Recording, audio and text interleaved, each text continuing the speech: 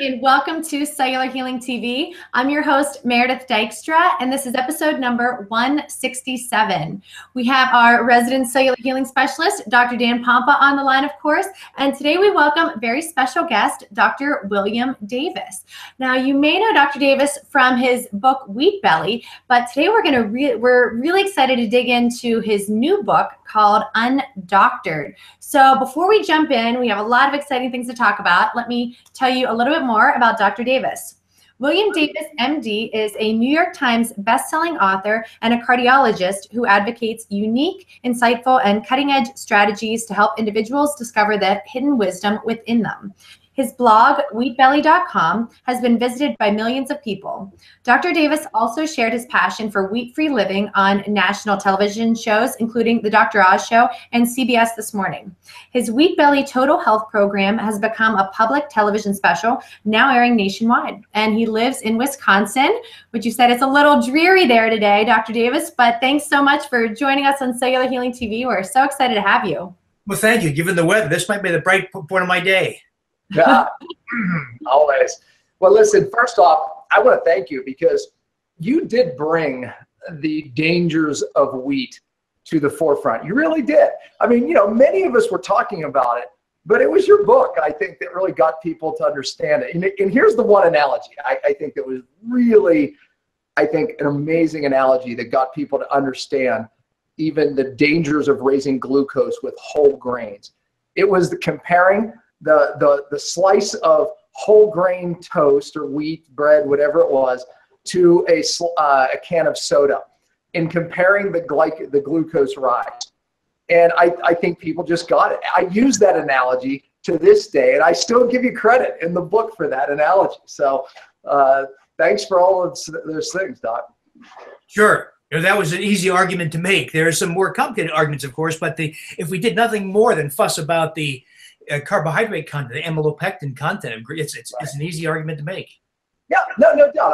I think the other thing you did really well in Wheat Belly was just the history. Getting people to understand, the history of wheat.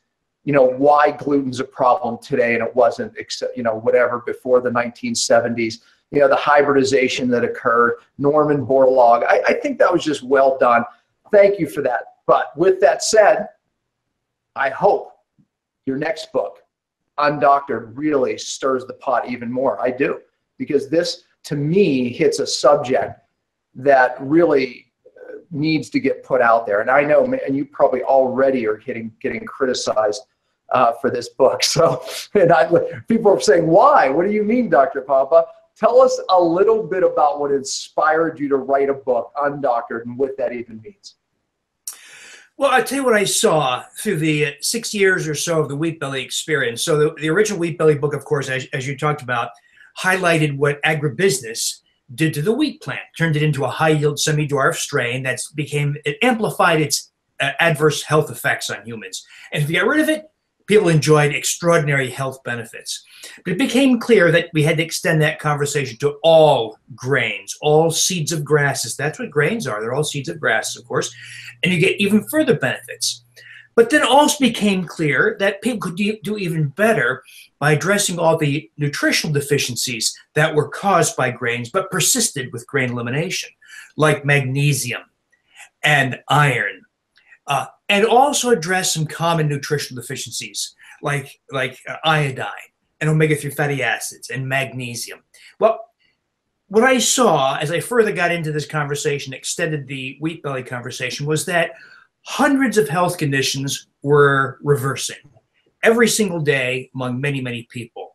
But what really got my attention was people would come to me and say, I told my doctor I was going to follow this Wheat Belly lifestyle, and he said it was stupid. Mm-hmm. He said it was going to kill me and cause heart disease. I'd get fat.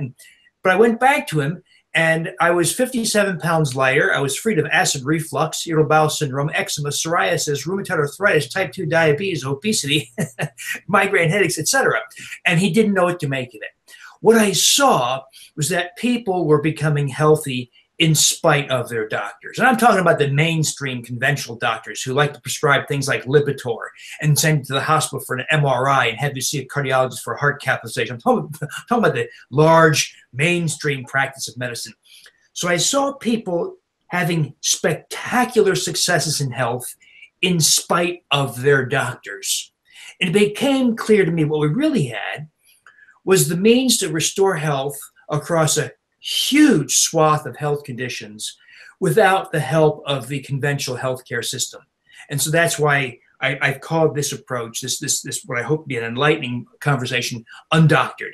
How to be healthy without the doctor, without the hospital, without big pharma, without the medical device industry, without all those people who profit from your misfortune, or who profit, and this is worse, who profit from giving you misinformation.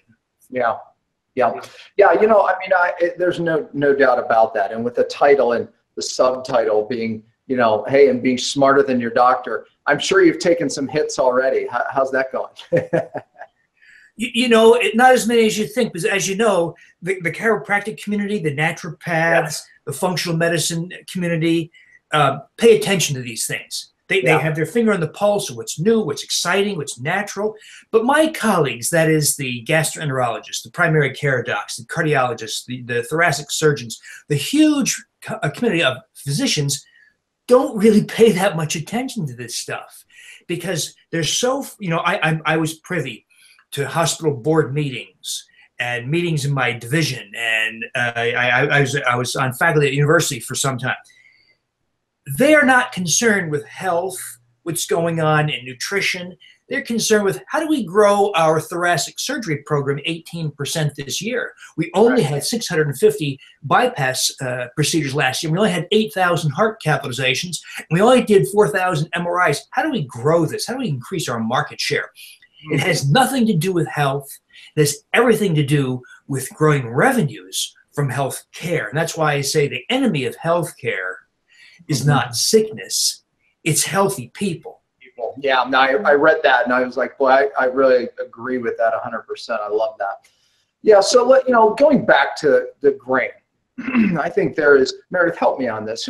Who's the gentleman out? He just wrote a book, and he was, Joe interviewed him, and my doctors have asked me about it. What's the book called? He's talking about grains and saying that it's not as bad as we think, and here's how to put healthy grains back in your diet.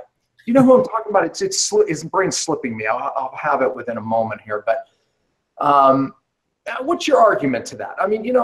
How much grain? How can some people have some grain better? Talk about that. There's a lot of issues in there, and there is variation. You're right. There is variation in the individual experience. I started in this whole journey because of coronary disease. Mm-hmm. So that's what I did for a living, right? I did heart catheterizations, put stents in, did angioplasty, those kinds of things. Heart disease is life-threatening.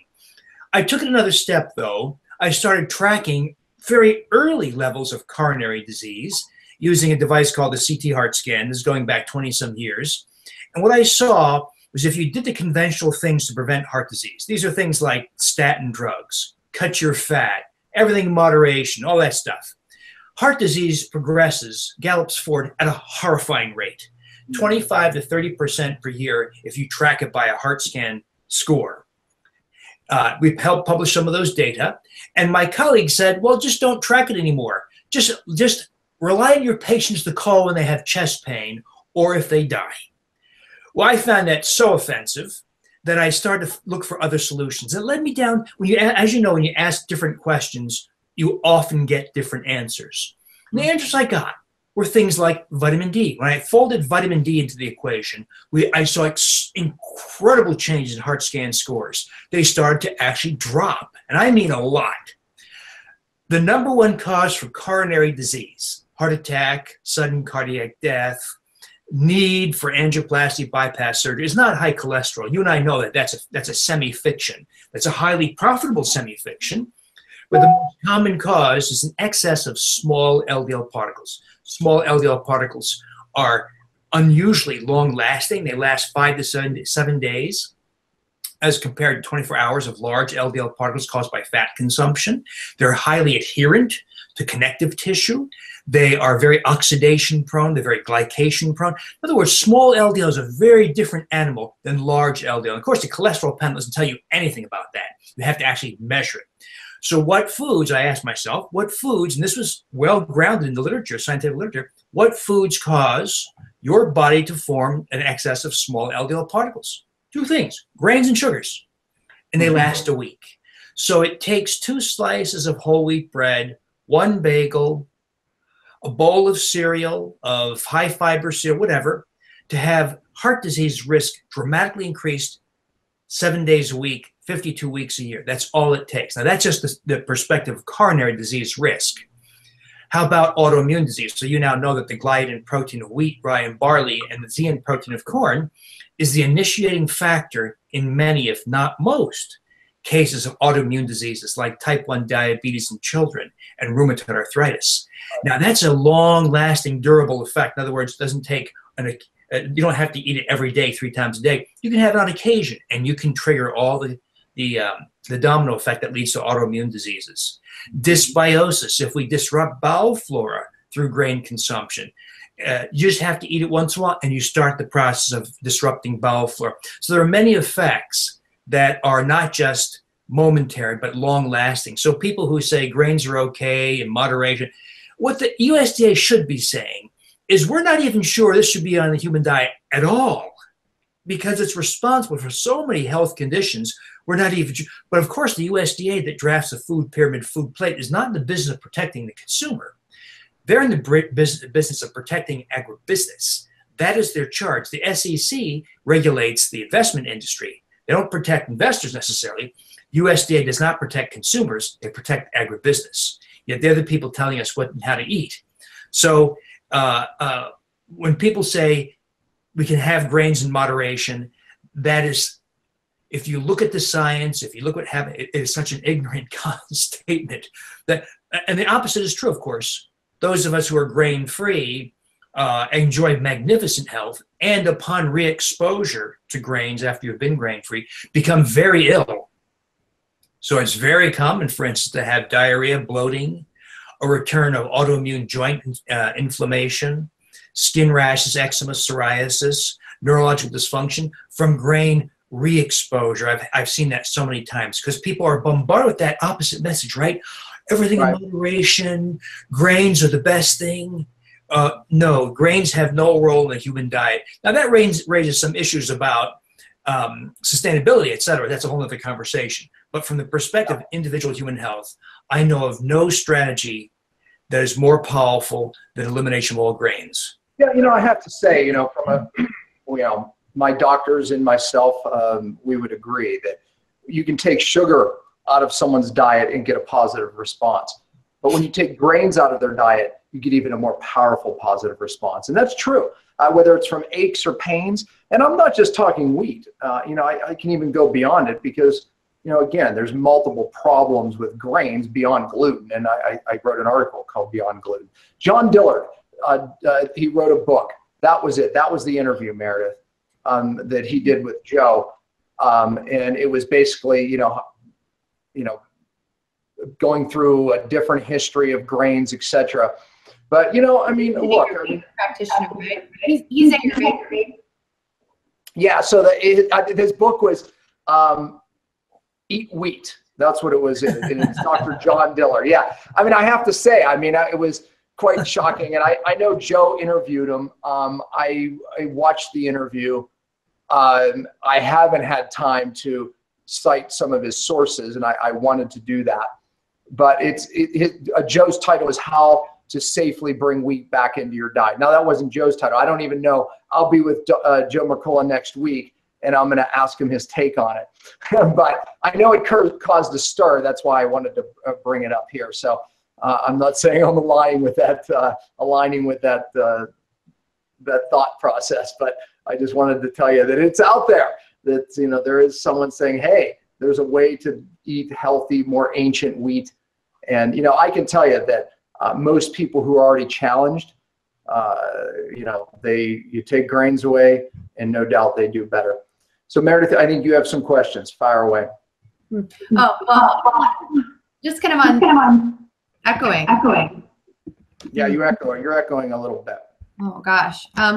Well, yeah, I was just kind of adding to this from personal experience as well. I had followed a macrobiotic diet for years prior to meeting you, Dr. Pompa, where I was eating brown rice porridge for dinner and millet for lunch, buckwheat for dinner or for breakfast, and just, you know, lots of different grains in my diet, and then removing them after I met you and kind of learned about the inflammation they were creating and these different health issues that they could have been linked to. You know, I felt amazing. And then even just kind of more recently, literally probably in the past month or so, I've kind of added in a little bit of, you know, organic corn chips, and like I had some organic popcorn last night, and a little bit of like millet toast here and there. I haven't noticed major symptoms at all, but so just kind of, yeah, I'm curious, Dr. Davis, too, what your thoughts are on just small amounts for those of us who are healthier. Is that really going to have a negative impact, do you think? You know, there's no question there's a range of effects. So the worst, at the worst end of the spectrum is modern high-yield semi-dwarf wheat, with the changed forms of gliadin, enriched in wheat germ agglutinin, or enriched in phytates that block mineral absorption, desiccated with glyphosate, herbicide. So that's the very less harmful. We get into the traditional wheat strains. We get into corn, and then oats and millet, sorghum, etc. Do we ever reach a point where grains are completely benign and harmless and perhaps actually beneficial? There's a mixture of effects. Rice is probably the most benign. Rice is almost completely starch. So it means that you're going to be overexposed potentially to starch and amylopectin effects, which include such things as small LDL provocation, high blood sugar, and all the problems of glycation, glucose modification of proteins. We have the added issue that some people are very sensitive to the proteins of grains, and even though rice is less than 1% protein, there is wheat germ agglutinin in rice. So it's in rice, but it's still called wheat germ agglutinin because the structure is identical to that found in wheat. Wheat germ agglutinin, unrelated to gluten, it's called agglutinin because when it contacts red blood, it causes red blood cell clumping or clotting. And so it's called wheat germ agglutinin. So there's a little bit of that in rice, and some people are so sensitive, like people with celiac disease, for instance, or a lot of intestinal sensitivities like irritable bowel syndrome. They will react to rice. There's also a lot of allergic phenomena to rice, to some of the proteins. Of course, allergies only occur to proteins. Even though it's less than 1% protein, you can still have, and they're life-threatening, by the way, not uncommon response in infants to rice. And now we have this also, the most recently raised issue of arsenic in rice that becomes an issue if you consume rice with some regularity. We don't think we see arsenic toxicity in the US, but they do see it in Bangladesh and in India, where they consume a lot more rice and they get also some arsenic from their drinking water. So point being, that's the problem. Those are the problems with the most benign grain of all, rice. So, you know, what would happen to you if you had occasional little bit of rice? Probably nothing beyond just provocation of small LDL, a little bit of coronary risk for at least a few days, and a little bit of glycation and perhaps some dysbiosis, but you'll survive it. So I see grains, even in the most benign end of the spectrum, as to some degree, some kind of compromise in health. You know, I think we've cut so many compromises in health that if you go outside in your own backyard, your neighbor is spraying Roundup on his weeds.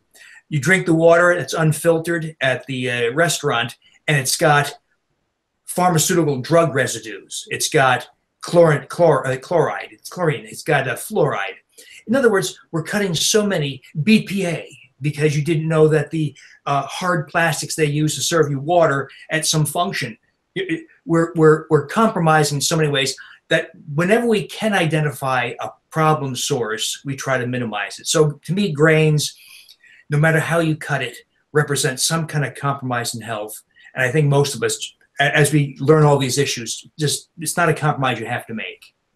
Mm-hmm. Yeah. And it's a great point. I think, however, sometimes too, like, what about the joy factor of, you know, of eating some, you know, some crusty French baguette, perhaps, that comes from emmer wheat that hasn't been hybridized, or, and then Dr. Pompa too, I want you to discuss your diet variation concept and theory and how that could tie into, you know, not having any grains at all versus with diet variation, adding in some different ingredients to promote, you know, the good gut flora and just to kind of have that balance in our bodies of having that variation of different foods. Yeah, but even with diet variation with my clients, they're so sick because what she's talking about is, we do a combination of putting people in ketosis and then a higher healthy carbohydrate diet. They still, the majority, if not all, of my clients still can't tolerate grain as they're raising their carbohydrates. So typically they do it with either some more berries or something like sweet potatoes or something, Meredith, as we discussed. So they raise their carbohydrates with different sources. Again, rarely can they use grain because they just can't tolerate it. I mean, that says something to us healthy people too. At least it does to me. You guys raise a very important point that becomes a hot button issue for people who are low carb or ketotic or Atkins, and that is if you eliminate or sharply curtail carbohydrate sources in the diet, you've also curtailed prebiotic fibers. Mm-hmm. And I agree with you that there's something wonderful to be gained by cultivating bowel flora by ingesting a variety of prebiotic fibers. So, so I hate to admit this, but there's actually something good in grains. Yeah. And that's the amylose and the arabinoxylin prebiotic fibers. So when somebody goes grain-free, they cut out about 3 or 4 grams of prebiotic fibers they were getting from grains. And so there actually is a downside. So it's important that we alert people, if you do go grain-free, get your prebiotic fibers from other sources. And I agree with you. Even further, cultivate bowel flora by using a variety of prebiotic fiber sources, like the galacto-oligosaccharides from legumes and the fructo-oligosaccharides from chicory. And the other source of, and I think you and I are seeing this wonderful restoration of bowel flora and thereby metabolic improvements, like drops in triglycerides, drops in blood pressure, drops in insulin, drops in blood sugar, enhanced emotional health, reduced anxiety, deeper dreams, more vivid dreams, like kid-like dreams. So I agree. Cultivation of bowel flora via a variety of prebiotic fibers is a crucial part of this equation. Yeah, I mean, when you look at the American Indians as an example, and that goes into many other ancient cultures. In the wintertime, they were in ketosis, meats and fats, and, remarkable how low carb. And then as spring and summer came, they started changing their diets to a lot of the things you just said, tiger nuts. I mean, they would chew these tiger nuts, these acorns. They would make these flours from these things and get this fiber in throughout this monthly period, throughout the summer. There you have it. And a lot of the foods, some of those root vegetables, they were eating more in the summer versus the winter, but gave them that fiber that their microbiome actually needed to survive. Yeah. Variation is so important. Well, so you talked about you kind of mentioned the ketogenic diet, Dr. Pompa. Wondering, Dr. Davis, what your thoughts are on the ketogenic diet or the paleo diet, if you ascribe to a certain diet, or just kind of what your thoughts are there. Well, I use ketosis. I've been a big fan of ketosis as a means of accelerating weight loss, breaking weight loss plateaus, enhancing physical and emotional performance. And now you have, of course, this notion of exogenous ketones. That's really interesting. But there's always this caveat: if you become ketotic, you must address bowel flora via prebiotic fiber supplementation, because the only prebiotic fiber sources are all carbohydrate sources. Yeah. So that's we used to see this, right? In the Atkins people, they say, I did great. I lost 73 pounds. I'm no longer diabetic. But then 2 years into it, they're constipated. They're having these vague abdominal pains. Their triglycerides start to go up. Their blood sugar starts to go up. Their blood pressure goes up. And they start to gain weight. Of course, we'd say, you're not sticking to the diet. They'd say, yes, I am. And it was our fate to recognize that it was that they had deprived bowel flora and had developed dysbiosis. So part of the entire equation, no matter what we label the diet, has to be this effort to address bowel flora. With a lot of the paleo people are my friends. So these are people I have a lot of respect for, like Rob Wolf and Lauren Cordain. These are great people, but there's a lot of fuzziness at the edges as it becomes more popular, and we have these nice people advocating some really iffy things, like unlimited honey and maple syrup consumption, which is a very destructive thing, by the way. Absolutely. So gotta be careful. Gotta be careful about what's being called paleo. I think if we go to the people who really know what they're talking about, like Lauren Cordain or Rob Wolf, these guys know their stuff, and I respect their opinion. Yeah, I agree with you. What's your feeling on protein and how much? Because that's a whole nother topic as far as mTOR, a high protein, its effect on the cell, etc. You know, protein, as you know, you can overdo protein. It's easy to do. So what I advocate is just unrestricted fat intake. And I've never seen any ill effect from that. Now, what I did for about 15 years was I consulted on something called complex hyperlipidemias. These are the people with triglycerides of 1,400, HDLs of 10, had uncommon postprandial disorders. They had genetic variants like ApoE4, ApoE2, ApoE-B variations. You will see the people who have problems with fat consumption, but they're so uncommon as to really not even be a mainstream issue. The vast majority of people have problems with carbohydrate consumption. The whole issue with protein so I'm not sure anybody's actually advocating protein overconsumption. I think there might be some debate about what represents an ideal protein consumption for purpose of longevity, maintaining youthfulness, etc. So what I've done is, you know, here's my simplistic answer. Whenever in doubt, mimic what nature does. And so if we go back to the way that Native Americans used to eat, or Native Canadians, or the Hadza, or the Matsas, or the people who really lived off the land, hunting and gathering, how did they manage protein? Well, they didn't.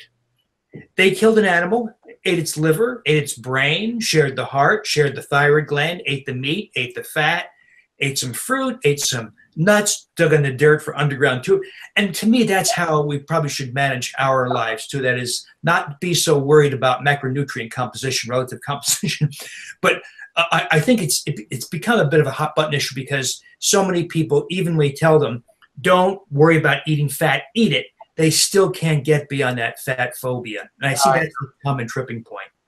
Yeah, I think that's less of our viewers. But, you know, it's funny you said that because, you know, I had the opportunity to go into the bush and meet a tribe that, you know, just recently came out of the mountains. I mean, remarkable experience. And first thing I said when I got there is, where's all the men? You know, it was in the morning and there was no men. They were off hunting since like 4:30 in the morning. And the women, you know, a portion of them go up gathering, a portion of them watch the children, right? So I experienced this. But what else? The other thing I experienced was the men went out all day without eating.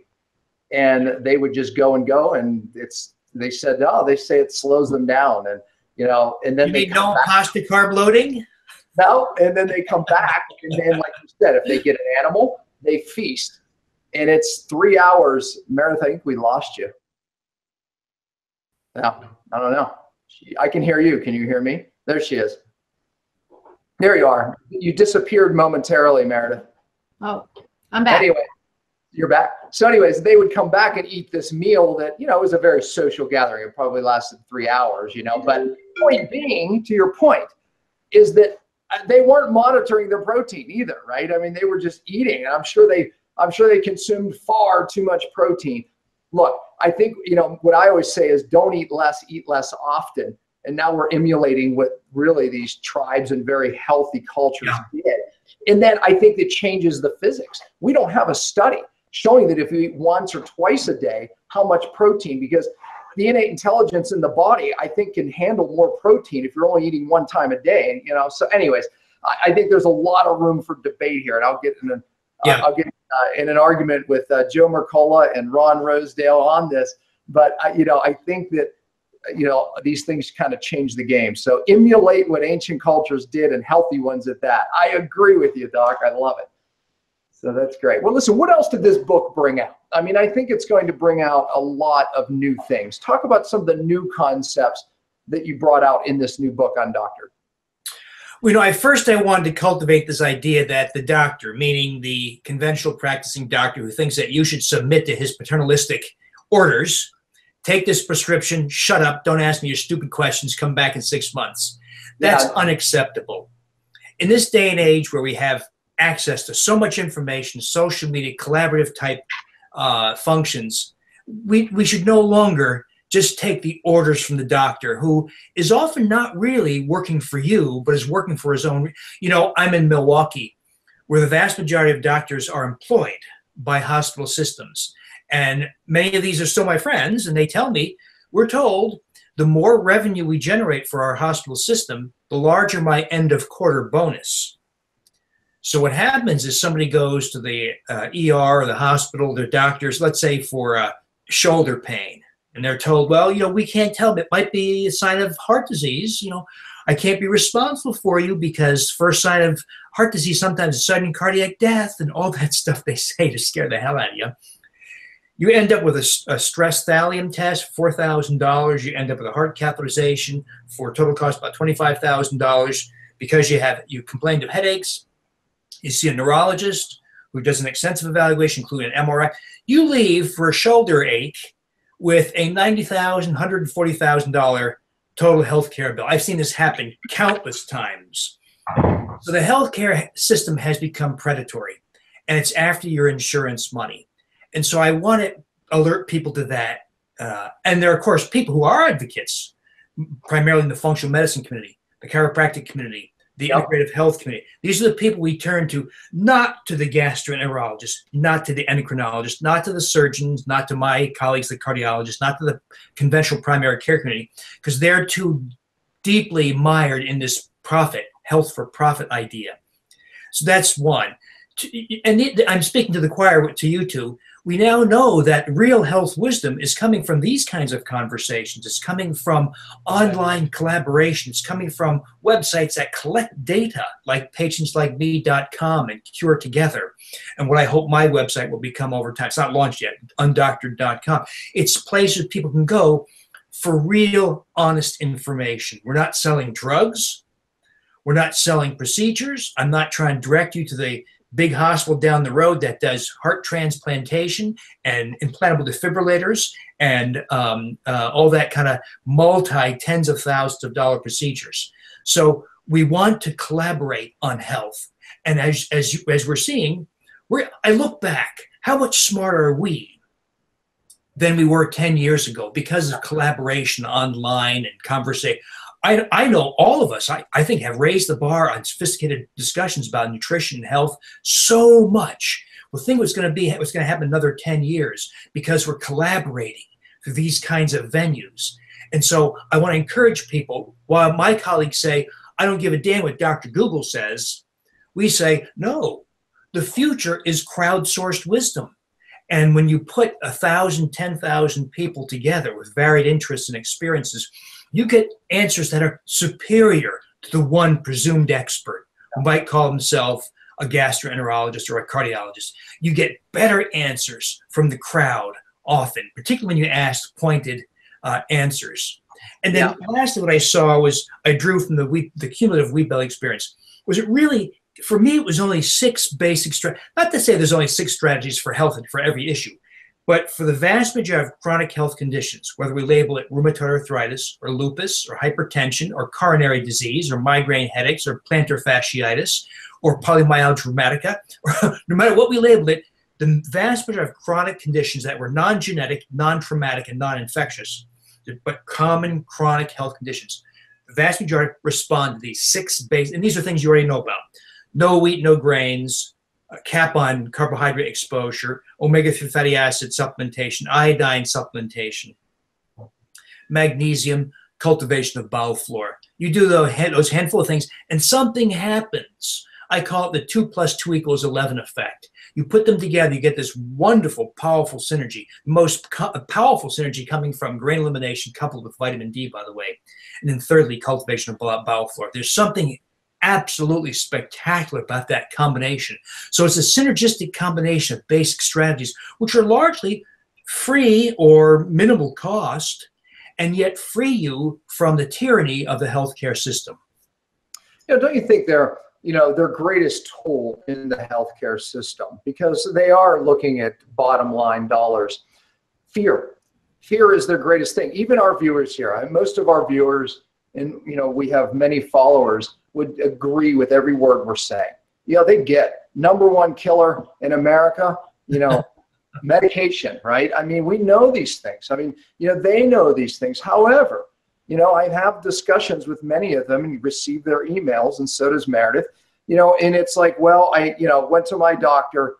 He basically scared the crap out of them, and they ended up on 1 or 2 medications with the thing of, well, I take this, have to take the statin because I mean, that's the strategy. And they are, they're able to use fear as leverage to fool even educated people. Absolutely. One of my favorite lines, favorite because I hated it so much, was one I heard repeated to me by patients many, many, many times. And that was, he said I was a walking time bomb. Well, you know what? I've met walking time bombs before, but you know what? They're not that common. So this is very common. The cholesterol treatment issue is kind of a very hot button issue because it's touched so many people. And people will come in with a higher cholesterol. And of course, the primary care doctor or cardiologist will say, John, you're a walking time bomb. You can't make this determination from a cholesterol panel. There's absolutely nothing on a cholesterol panel that can label a person a walking time bomb, but they will use that over and over and over. It's their expedient way to twist your arm into taking a statin drug, or even worse now, submitting to the injectable many thousands of dollars every month cholesterol drugs. So what they see is a path to revenues. Well, I mean, how do doctors get away with that still when there's really no study that shows that total cholesterol is really the problem? We know that particle size, the particles, that's a bigger issue. How are they doing this, Doc? I mean, they're flying this still in the face of what real science is showing.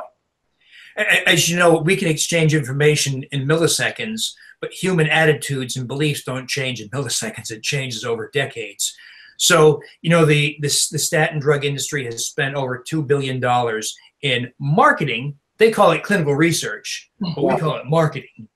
And that's what they use, the sales force. I practiced for 25 years. I can tell you, until I put a stop to it, I'd have beautiful sales reps coming to my office every day, males, girls, and guys, who were very persuasive in their sales pitches.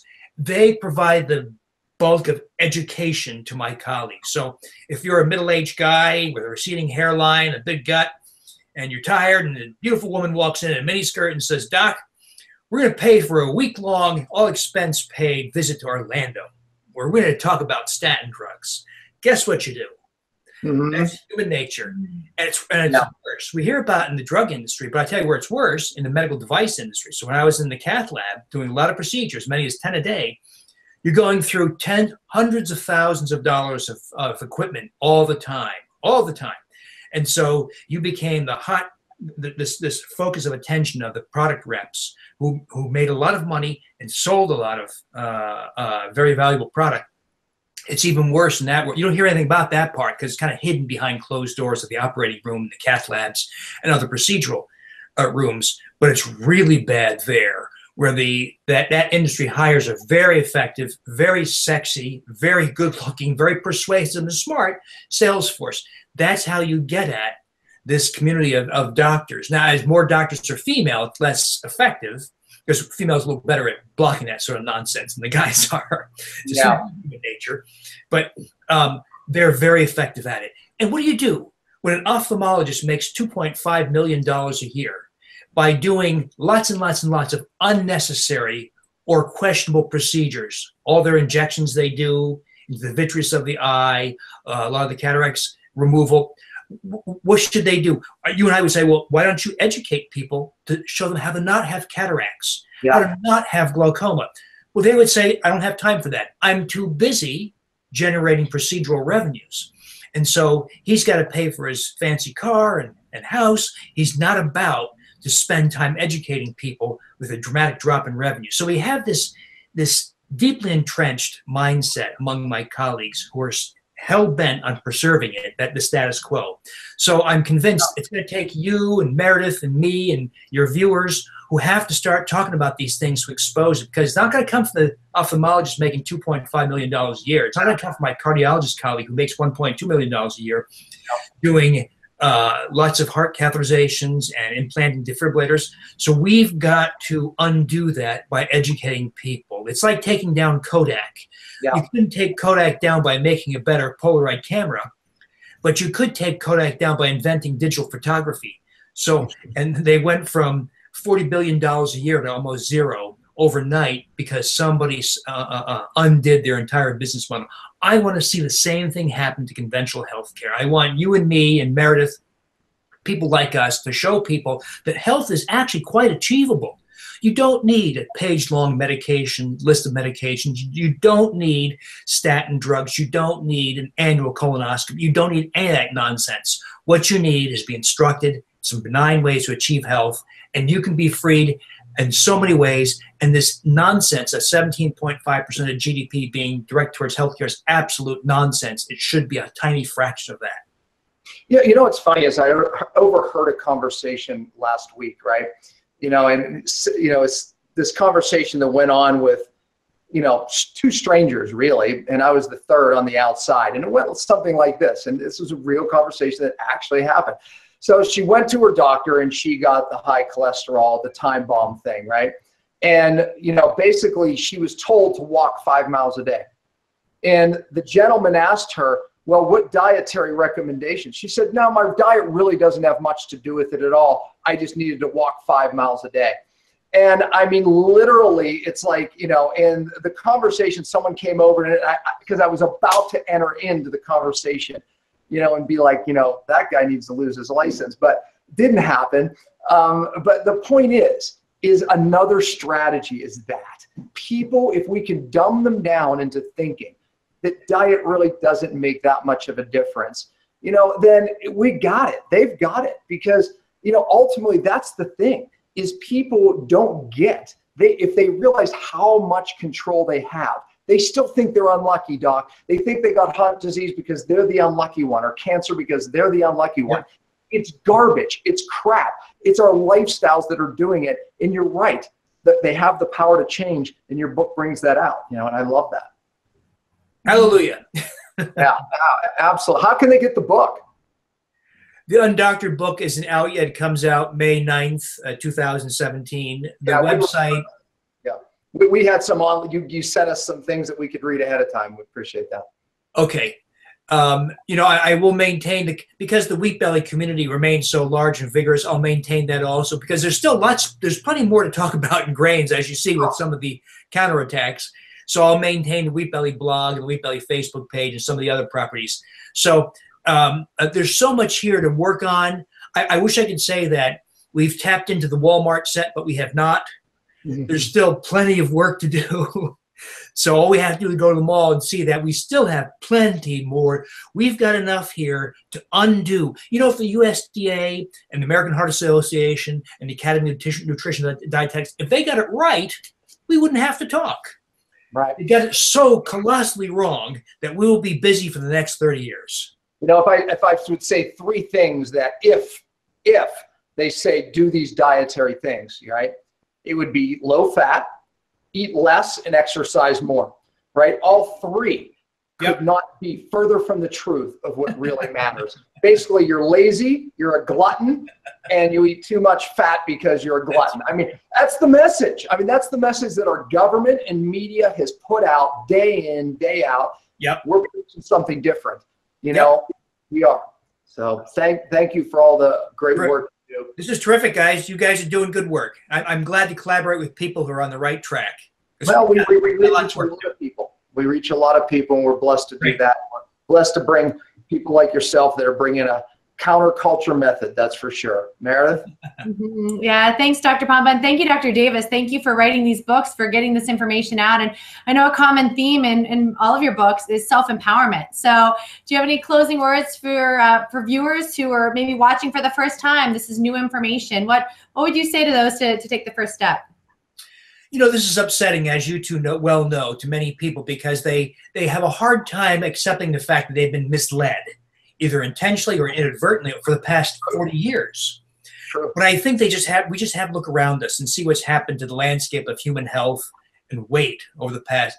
It's awful. It's among the worst ever in the history of humans on this planet. So accept that mistakes were made. Maybe we don't have to point blame, but accept that mistakes were made. But it means that these kinds of conversations blaze the path to finding answers. This is an ongoing conversation. It's going to evolve. So I just encourage people to think, talk, learn, collaborate, and we'll get to the right answers. Great. Well said. First step, knowledge is power, but we got to do something with it too. Awesome. Thanks, Dr. Pompa. Again, thank you, Dr. Davis. Check out Undoctored out May 9th, and this episode will air early May. So by the time this is out, you guys will be able to go grab a copy of that book and get the information. So thanks, everybody, for watching. Have a fantastic weekend, and we'll see you next week.